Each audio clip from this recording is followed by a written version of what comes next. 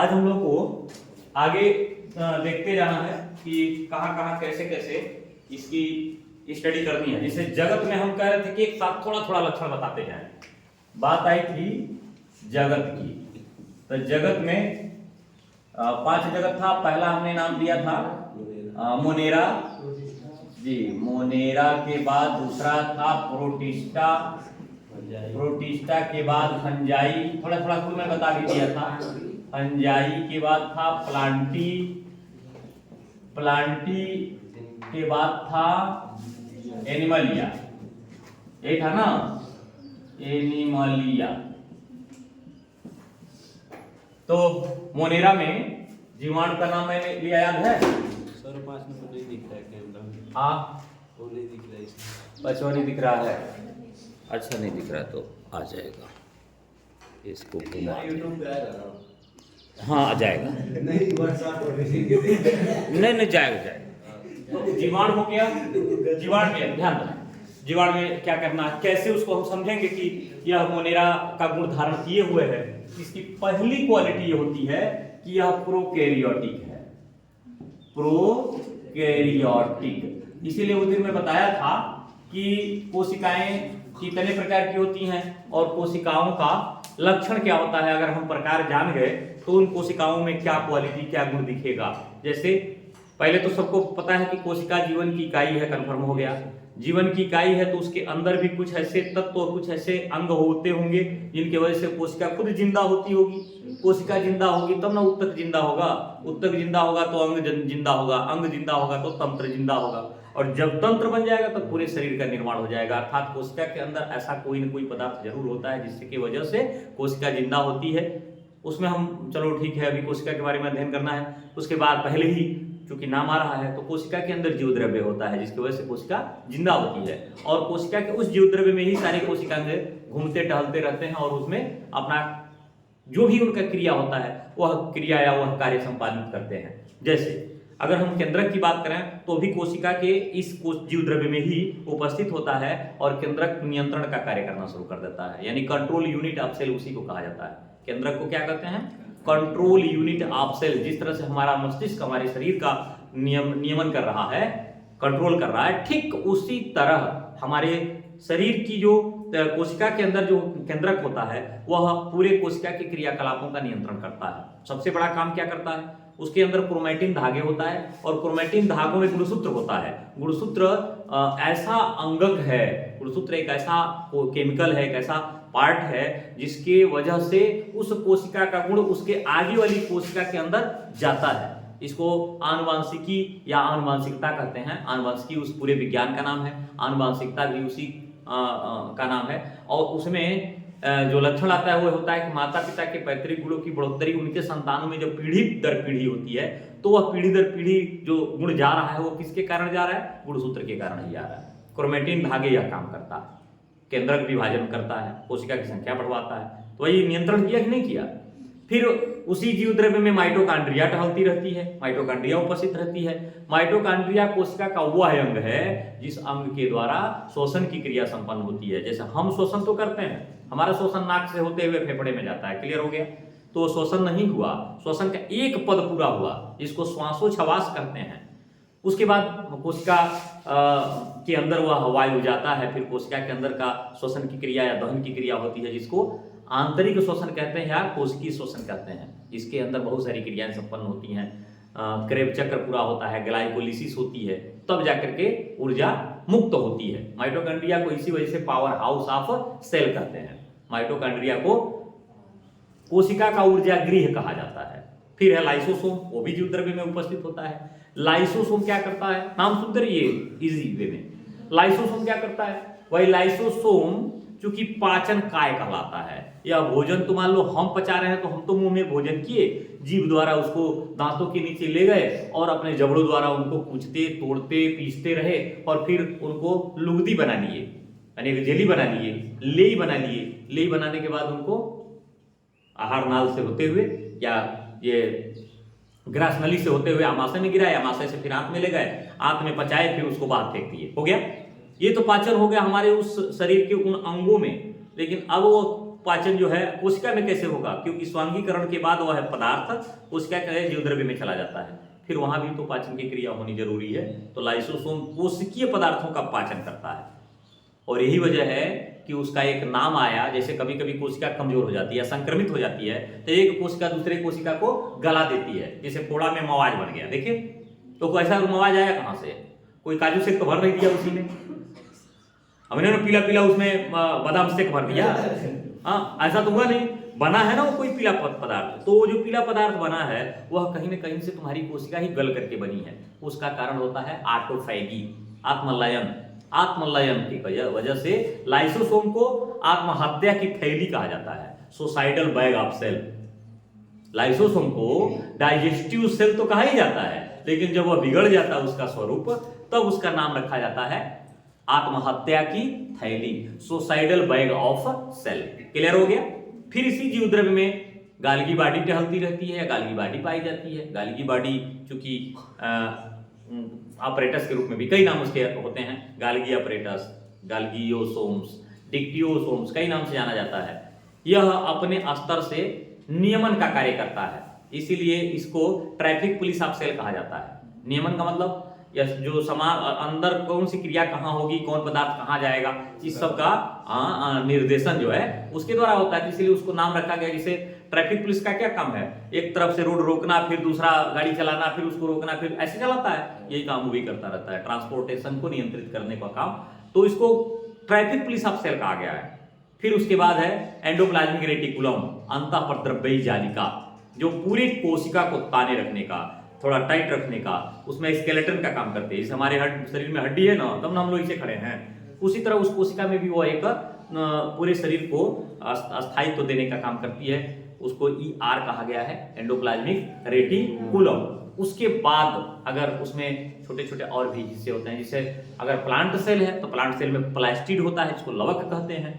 लवक कई तरह का होगा, एक लवक होगा जो भोजन को संचित करेगा, एक लवक होगा जो भोजन को बनाएगा, एक लवक होगा जो अपना उसको विभिन्न रंग देगा। इस तरीके से 3 तरह के लवक होते हैं। एक अवर्णी लवक होता है, अवर्णी लवक माने ल्यूकोसाइट्स। एक होता है वर्णी लवक, वर्णी लवक में एक क्लोरोप्लास्ट होता है, याद करो। हरा लवक जिसके वजह में जिसमें क्लोरोफिल पाया जाता है, जिसकी वजह से पौधे अपना भोजन प्रकाश संश्लेषण की क्रिया द्वारा बना लेते हैं। एक होता है जो लास्ट में होता है, इसको हम लोग क्रोमोप्लास्ट कहते हैं, यानी वर्णी लवक। एक अवर्णी लवक, एक वर्णी, जैसे मान लो आम पहले तो हरा था, बाद में पीला कैसे हो गया। टमाटर पहले हरा था, बाद में लाल कैसे हो गया। तो कुछ न कुछ हुआ होगा ना, यानी किसी में श्वेत लवक यानी जो अवर्णी लवक है वो वर्णी लवक में बदल गया, किसी में हरित लवक वर्णी लवक में बदल गया, ऐसे लवक होता है। तो एक बहुत सारे अंगक होते हैं जिनकी वजह से कोशिका अपना अस्तित्व बनाए रखती है, वो भी जिंदा होती है। और कोशिका जिंदा है तब जाकर के एक जीव संपूर्ण रूप से जिंदा दिखता है। उसी में हमने कहा कि अगर प्रोकैरियोटिक कोशिका मैंने प्रकार में बताया कि प्रोकैरियोटिक कोशिका होती है और एक यूकैरियोटिक कोशिका होती है। प्रोकैरियोटिक कोशिका में थोड़ा सा कोशिकांग विकसित नहीं होते हैं, जैसे राइबोसोम बहुत बड़ा नहीं होगा, सतरीय इस प्रकार का होता है। उसी तरह उसमें जो और अंग होते हैं उपस्थित होते ही नहीं है, केंद्रक की जगह पर केंद्रकाभ पाया जाता है, डीएनए रहता है। तो प्रोकैरियोटिक कोशिका शुरू में ये मोनेरा में ही देखने को मिला था, या तो नीले हरे शैवाल में देखने को मिला था। फिर उसके बाद यूकैरियोटिक कोशिका, यूकैरियोटिक कोशिका में क्या होता है, सारे अंग पाए जाते हैं। यूकैरियोटिक कोशिका को 2 भागों में बांटा गया, पहले वनस्पति कोशिका में, फिर जंतु कोशिका में। वनस्पति कोशिका में 2-3 अंग बढ़ गए, क्या, सेलवाल बढ़ गया, तो सबसे बाहर कोशिका भित्ति पाई जाती है जो मोटी दीवार की होती है, वह माना जाता है को मरी हुई भित्ति होती है, जिसका निर्माण जीव द्रव्य के अंदर से निकलने वाले वर्ज्य पदार्थ जो प्लाज्मा झिल्ली से होते हुए बाहर चले जाते हैं, वही उसके सतह पर क्या करते होंगे, जम जाते हैं। और जम जाते हैं तो एक नया स्तर बना लेते हैं, और स्तर को, उस लेयर को सेलवाल कहते हैं, यानी कोशिका भित्ति कहते हैं। कोशिका भित्ति के बाद एक नया और अंग आता पाया जाता है, जो लवक बोल रहे थे, एक और पाया जाता है जिसको रसधानी कहते हैं। इस तरीके से कुछ पौधों में अलग अंग पाए जाते हैं। जंतु की कोशिका कहाँ से शुरू होती है, कोशिका कला से, यानी सबसे पहला जो स्तर होता है उसमें सेलवाल नहीं होता, सेल मेम्ब्रेन होता है, यानी कोशिका कला होती है, जिसको हम लोग कोशिका कला कह सकते हैं, कोशिका द्रव्य कला कह सकते हैं, कोशिका झिल्ली कहते हैं, है ना, कोशिका द्रव्य झिल्ली कहते हैं, मतलब झिल्ली ऐसे कहा जाता है, अर्धपारगम्य झिल्ली भी कह देते हैं। तो इस तरीके से हमारे में यानी जंतुओं में कोशिका अर्धपारगम्य झिल्ली या कोशिका झिल्ली से शुरू होती है और अंदर रसधानी छोटी छोटी होती है, तो नहीं के बराबर होती है। तो ये अंतर मिला ना इसमें। तो इसमें जो कोशिका पाई जाती है उसको प्रोकैरियोटिक कोशिका कहते हैं। मान लीजिए इसमें उस दिन हम फिगर बनाए थे, ऐसे इसमें बहुत सारा फ्लैजेला होता है। ये इसके अंदर एक ऐसे डीएनए होता है, एक अस्तर प्लाज्मा झिल्ली होती है, फिर इसमें कुछ राइबोसोम्स वगैरह होते हैं, पाइलिसोम्स होते हैं, और ये एक अलग तरह की कोशिका सामने दिखती है। प्रोटिस्टा में जंतु कोशिका पाई जाती है। इसमें प्रोटिस्टा में हम अमीबा का नाम ले लें या प्रोटोजोआ का नाम लें, जितने भी है प्रोटोजोआ हो गई। और प्रोटोजोआ में कोशिका कौन सी होती है?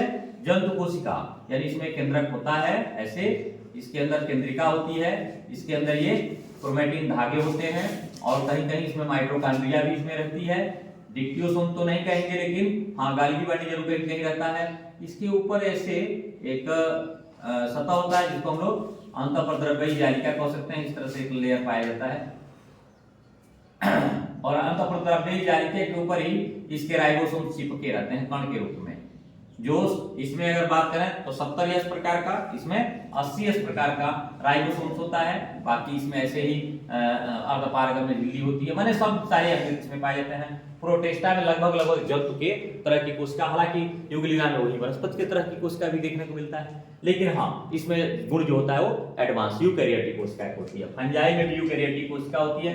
फंजाई में फफूद की बात मैं किया ही था, फफूदी ये इसके उदाहरण होते हैं। इसमें भी कोशिका जो होती है वो इसी तरह की होती है जो बताए हैं। नाम अब लिखते जाए, क्या कई फिगर बनाए।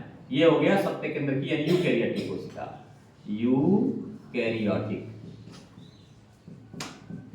यूकैरियोटिक कोशिका हो गई। प्लांट में तो भाई प्लांट और एनिमलिया में तो हम बताए थे कि ये कोशिका ही दो भाग में बढ़ जाती है। प्लांट में कुछ कोशिका इस तरह की होती है, इसमें कहते हैं यूकैरियोटिक और यूकैरियोटिक कोशिका में जो स्वरूप होता है वो इस तरह का दिखता है, ऐसे बन गया।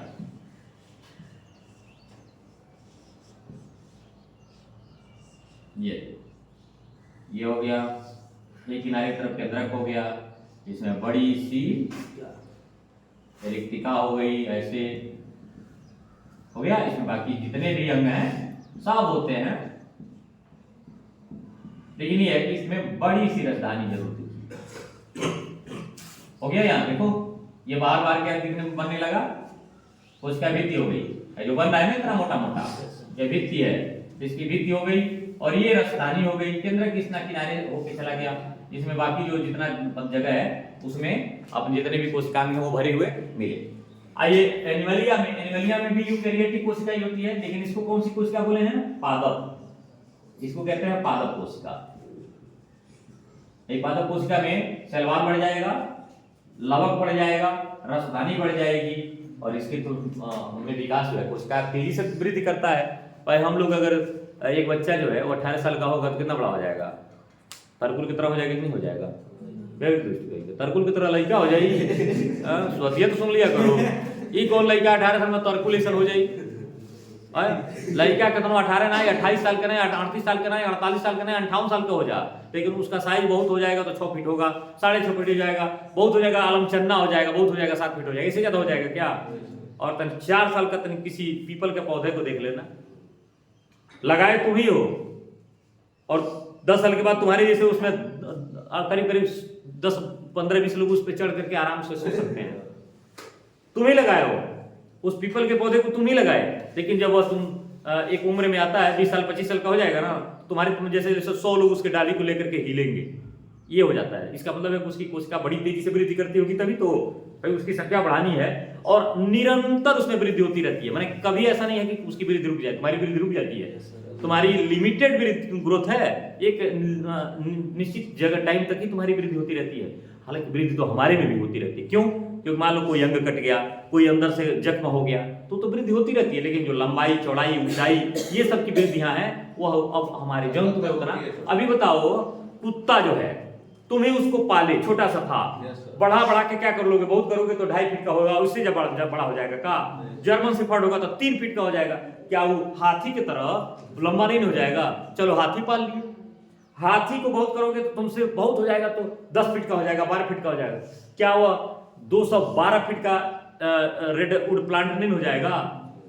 जो 212 फीट के प्लांट है, बड़े बड़े पौधे हैं, तो बड़े बड़े पौधे वो तो वृद्धि कर रहे हैं ना, ये पाकड़ नहीं हो जाएगा। चलो सोनारी देवी का बरगद नहीं हो जाएगा? कोई ऐसा जंतु बता दो जो सोनारी देवी वाला जो बरगद इस समय फैलता चला जा रहा है, उस तरह का कोई वृद्धि कर ले, नहीं कर पाएगा। मतलब पौधों में पौधों की तरह की कोशिकाएं पाई जाती हैं, और वो कोशिकाएं निरंतर ग्रोथ करती रहती है, एकदम कंटिन्यूअस डेवलपमेंट उसके अंदर होता रहता है। यानी इसके अंदर विभाजन का गुण बहुत होता है, इसमें विभाज्योतकी अधिक पाई जाती है। हम लोगों में विभाज्योतकी एक निश्चित उम्र तक ही पाई जाती है, इसलिए इनका अलग बनावट होना ही चाहिए। आइए एनिमलिया में, इसमें यूकेरियोटिक ही होता है, यूकेरियोटिक। और यूकेरियोटिक कोशिका, यूकेरियोटिक कोशिका में पहले बाहर की तरफ कोशिका कला पाई जाती है, यानी इसमें भित्ति पाई जाती है, इसमें अभित्ति है, लेकिन इसमें झिल्ली है, इसको कोशिका झिल्ली कहते हैं। एक कोशिका तो ही है, कोशिका झिल्ली। इसके अंदर बीच बीच में एक केंद्रक होता है,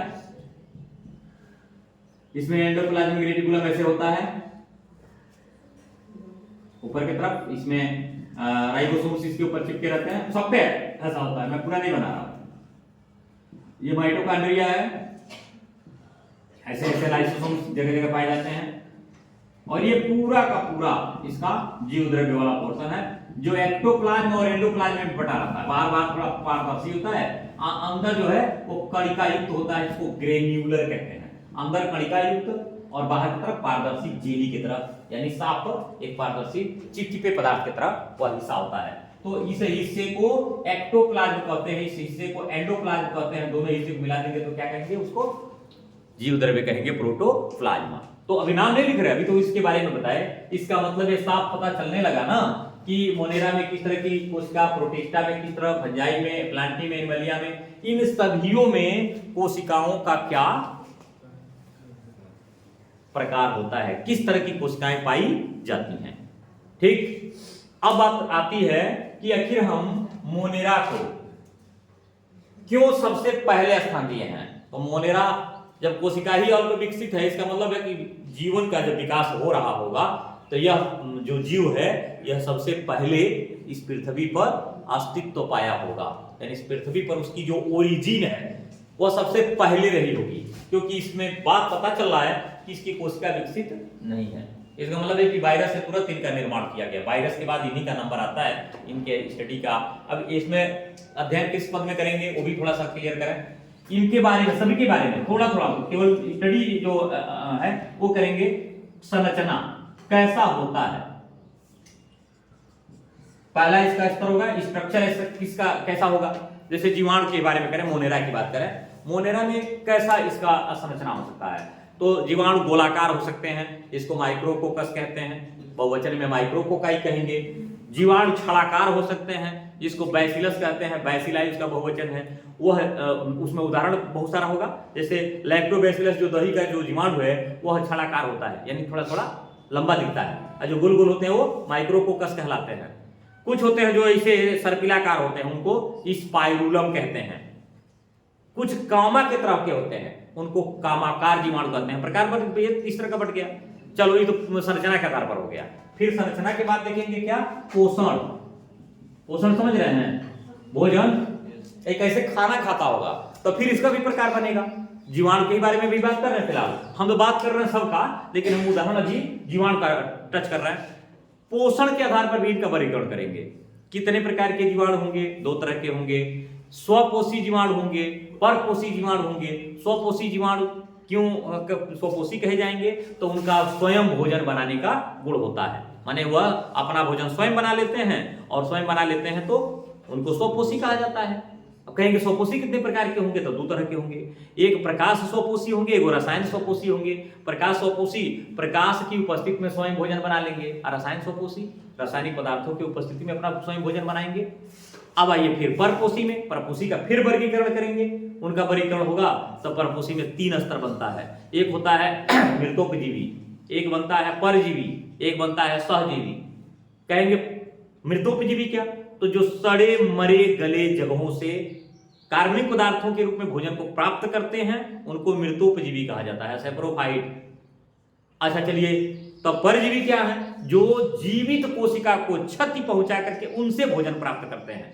यानी एक जीवित कोशिका दूसरी जीवित कोशिका से, अच्छा एक जीव दूसरे जीव को उनके क्रियाकलापों में, उनके फिजियोलॉजी में सेध लगाते हैं, उन फिजियोलॉजी को डिस्टर्ब करते हैं और उनसे भोजन प्राप्त करते हैं, तो ऐसे जीवों को परजीवी कहा जाता है। जैसे बीमारियां करने वाले, बहुत सारे बीमारी करने वाले जीव हैं जिनके गुण है कि वह भोजन उनसे कैसे प्राप्त करें, उनको क्षति पहुंचा के करें। जैसे हमको अगर टाइफाइड हो जाएगा तो हम खूब नॉर्मल दिखेंगे क्या? नहीं, कुछ न कुछ डिस्टर्ब हो जाएगा। हमारे से भोजन उस टाइफाइड का जो साल्मोनेला टाइफोसा जीवाणु है वह भोजन प्राप्त करेगा तो हमको जहर भी देता रहेगा, ताकि हम तिल तिल मरते रहें और वह अपना भोजन लेता रहे। अगर हम मजबूत हो जाएंगे तो हमारे अंदर WBC भी मजबूत हो जाएगी, और जो हमारी WBC मजबूत हो जाएगी तो वह WBC क्या करेगी? जाकर के जीवाणु को मार देगी। तो इसके लिए वो अपना प्रभाव उसको बनाए रहता ताकि वो कोशिका वृद्धि न कर सके। और से बहुत सारे, तो हम अपने बारे में कह दिए, बहुत सारे ऐसे जीवाणु हैं जिसमें पौधों को बीमारियां करते हैं। जैसे एक जीवाणु का नाम बता रहे हैं, जेंथोमोनास सिट्रस कैंकर नामक बीमारी करता है। जेंथोमोनास सिट्राई नींबू में कैंकर रोग करता है। नींबू के ऊपर देखना वफदर जैसा हो जाता है, और मैं जो जिसको वफदर हो जाएगा उसको गाड़ना, नींबू नहीं रहेगा, नींबू उसमें रहता ही नहीं, तो क्षति पहुंचाया ना कुछ। तो इसका मतलब हो गया कि ये परजीवी हो गए।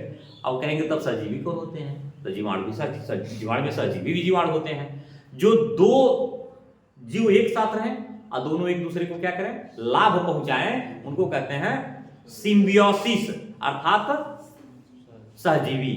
उसको सहजीवन का संबंध कहा जाता है। जैसे नाइट्रोजन स्थिरीकरण करने वाले जीवाणु, हमारे खेतों में नाइट्रोजन स्थिरीकरण करने वाले जीवाणु किस पौधे में पाए जाते हैं? किसी को पता है थोड़ा सा?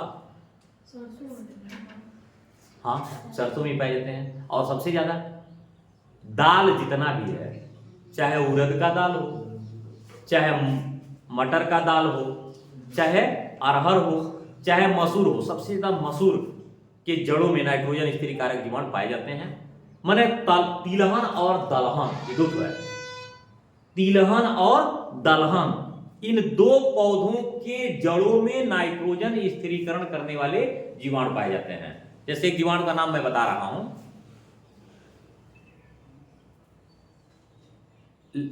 राइजोबियम लिग्यूमिनासेरम। राइजोबियम लिग्यूमिनासेरम जो है यह दलहन वाले फसलों के जड़ों की गांठों में पाया जाता है और भरपूर नाइट्रोजन देता रहता है। तो सजीवी हो गए कि नहीं हो गए? एक दूसरे को ये वहां जगह पाया और वह उसको खाद बनाने का, यानी उसका पोषक तत्व प्राप्त किया, यानी एक से भोजन जगह लिया और दूसरे को भोजन दिया, तो इसको हम कहते हैं सजीवी तरह का। तो यह इसका मतलब हो गया कि पोषण का एक स्तर हो जाएगा। पोषण के बाद फिर अगला स्तर क्या होगा? आवास। हालांकि संरचना के बाद ही आवास होना चाहिए था। यह आवास हो गया, कहाँ पाए जाते हैं। आवास के बाद हो गया पोषण। पोषण के बाद ये क्या शोषण करते हैं कि नहीं करते हैं? भाई ये भी जरूर करेंगे, जीवित है तो। शोषण के बाद एक लास्ट में पोजीशन आता है, इसको कहते हैं प्रजनन। इन 5 चरणों में पूरे जगत का एक एक करके स्टडी करना होता है, जानकारी करना रहता है। या मान लो जीवाणु की बात करें, कहां पाया जाता है? तो कुछ जलीय होते हैं, कुछ वायवीय होते हैं, कुछ परजीवी किस्म के होते हैं, आंतरिक होते हैं, कोई बाह्य होते हैं, ऐसे करके उसमें बहुत सारा आवास पाया जाता है। तो यह भी इसमें सम्मिलित किया गया है। इनके कैरेक्टरों में ये भी देखना पड़ता है। संरचना देख लिए, आवास देख लिए, पोषण देख लिए, शोषण देखे, प्रजनन देखे। प्रजनन करेंगे, प्रजनन में क्या देखना है? प्रजनन कितने प्रकार से वो कर सकते हैं। कई जीवाणुओं में किस तरह का प्रजनन होता है? अलैंगिक प्रजनन होता है बहुत ज्यादा, क्योंकि उसमें असूत्री विभाजन इतना तेजी से होता है कि बहुविभाजन जिसको कहते हैं, या विखंडन कहते हैं। विखंडन से अपनी कोशिका बड़ी तेजी से बढ़ा लेते हैं। भाई इनको कम समय में ज्यादा संख्या करना होता है, ताकि किसी को बीमार करना है तो अपनी संख्या ज्यादा से ज्यादा बढ़ाते हैं। तो इन 5 चरणों में पूरे जगत के बारे में हमको पढ़ना है। अब कल के बाद अगला दिन, जिस दिन क्लास चलेगा, उस दिन के छोटा छोटा इसका 3-3 लाइन का ऐसे लिख के 3-3 लाइन का कैरेक्टर डाल दूंगा। कोशिका तो हमको लग रहा है थोड़ा थोड़ा तुमको अच्छा समझ में आ गया कि हर जगत में कौन सी तरह की कोशिका पाई जाएगी। क्लियर हुआ? तो इसको थोड़ा सा